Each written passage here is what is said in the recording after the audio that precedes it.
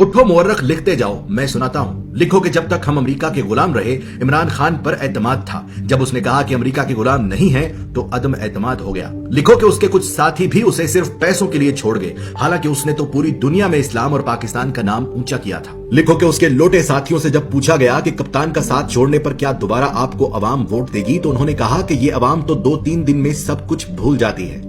लिखो कि तारीख में पहली मर्तबा अदम एतमाद आया, और वो भी उस वजीर आजम पर जिस पर कोई करप्शन का इल्जाम तक नहीं था। लिखो कि जावेद लतीफ नामी नून लीगी रहनुमा ने सरेआम टीवी चैनल पर कहा कि हाँ, हमने पैसे देकर एमएनएस खरीदे हैं, और ये सुनकर भी इलेक्शन कमीशन नामी मुकद्दस गाय सोई रही। लिखो कि जहां एक निकाह मनसूख करने के लिए भी जज वजह पूछता है, वहां 22 करोड़ आबादी के मुल्क के वजीर आजम को हटाने की वजह न किसी जज ने पूछी, न किसी इलेक्शन कमीशन ने। लिखो कि जहां रिश्वत गुनाह कबीरा में आती है, वहां पैसे और ओहदों के लिए एमएनएस ने डायरेक्ट बोलियां लगवाई। लिखो कि जब इमरान खान ने पाकिस्तान को आजाद करना चाहा तो उसे झुकाने के लिए सारे सियासतदान मिल गए। लिखो कि इलेक्शन कमीशन ने हमेशा इमरान खान की हुकूमत के खिलाफ फैसले किए, लेकिन वो फिर भी मुकद्दस ही रही। उसने अमीन अली गंडापुर के भाई को सिर्फ अपने हल्के में जाने पर नाअहल कर दिया, लेकिन एमएनएस को खरीदने पर बिल्कुल सोई रही। लिखो कि ईमान की इस खरीदो फरोख्त ने फिर से उस अमरीकी को सही साबित कर दिया जिसने कहा था कि पाकिस्तानी पैसे के लिए अपनी मां तक बेच देते हैं। लिखो कि जब बगैर किसी कसूर के असेंबली में तमाशा लगाया गया तो अज़खुद नोटिस लेने वाले भी तमाशाई बने। लिखो कि पेट से सोचने वालों ने अमेरिका और मगरबी ममालिक के गुलाम सियासतदानों का साथ दिया। लिखो कि वो मर्दे मुजाहिद ये जानते हुए भी हक पर खड़ा रहा कि पैसे में बड़ी ताकत होती है। लिखो कि इस्लाम का नाम लेकर सियासत करने वालों ने उस शख्स की मुखालफत की